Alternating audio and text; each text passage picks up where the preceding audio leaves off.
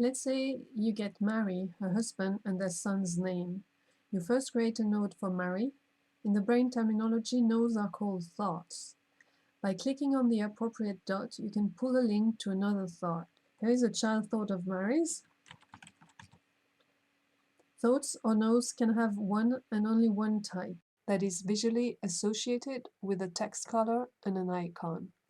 You can set a relation type. A node can also have parents' thoughts.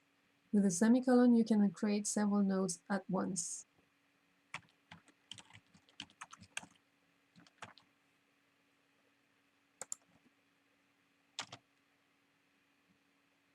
So parent and child relations allow to represent a hierarchical structure, which is very good because we're used to the hierarchical structure, much more than the complexity of graphs. But then you have a third kind of relation that is called jump, and that can relate the node to any other node with no structural constraint.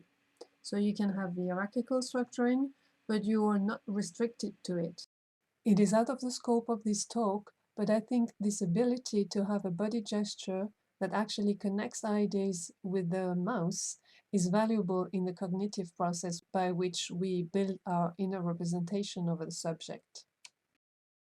Thoughts can also have tags. This is what you can choose to represent the fact that all these people are deceased.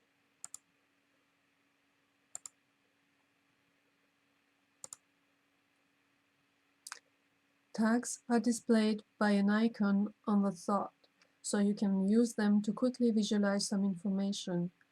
For example, I use a tag to encode and quickly see when I'm done listing someone's children.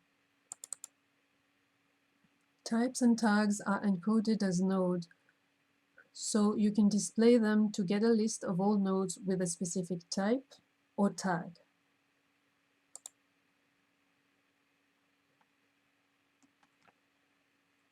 Then let's say you get a picture where Mary is represented, so you want to relate the picture to her. To do so, you just drag and drop the file, which will create a child to the current node with the image type. You can actually add any kind of file in this way: PDF, spreadsheets, sound, video, etc. And you can type the thought by linking it to the desired type.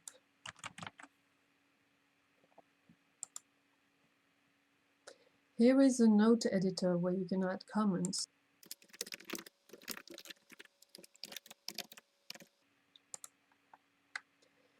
If Mary's parents also are on the picture, you want to relate them to the picture. And now that the picture is in your database, you want to relate it to every person on it. To the right, you have Charles. And as you type, you immediately see you already have Charles in the database. So you can just link the picture to that existing node. This is a very useful functionality to avoid duplicates. Now, whenever you focus on Charles' node, you will see that he is related to this picture. Then we add Jules. Since we can see he's not in the database yet. And Jules is George's brother, so let's go ahead and quickly encode that as well.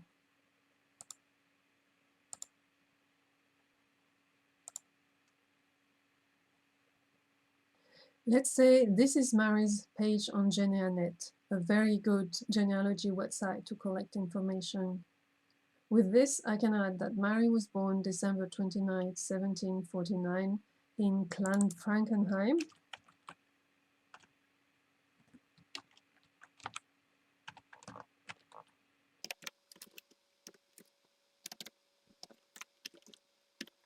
And died November 17th, 1793 in the same place. Of course, in the real database, I also put people's last name.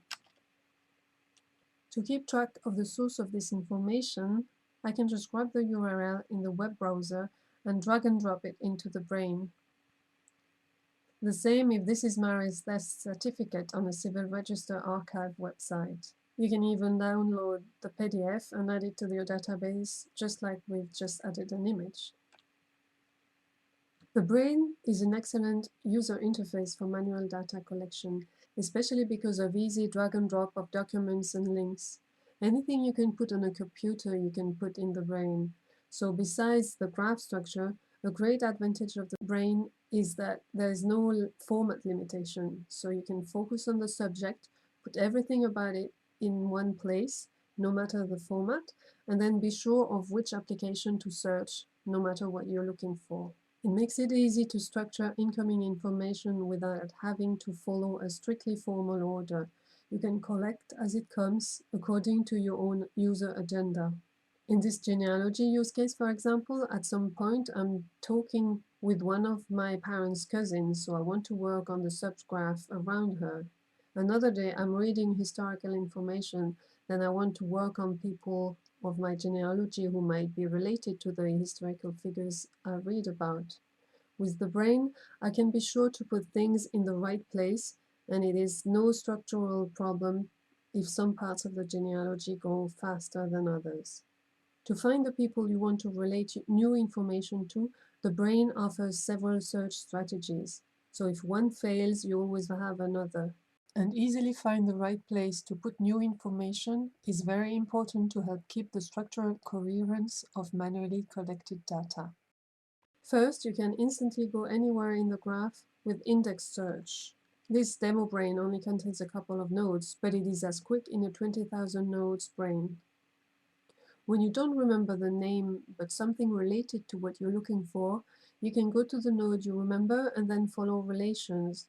For example, if you remember Mary has an uncle, but you can't remember his name, you can go to Mary's node and follow relation.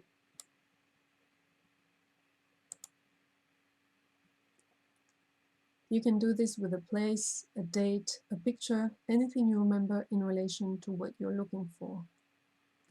The third search strategy is to check all members of a list, like children of a thought, a tag, or a type. There actually are other search strategies, but for the sake of time, I'll stop here for this introduction.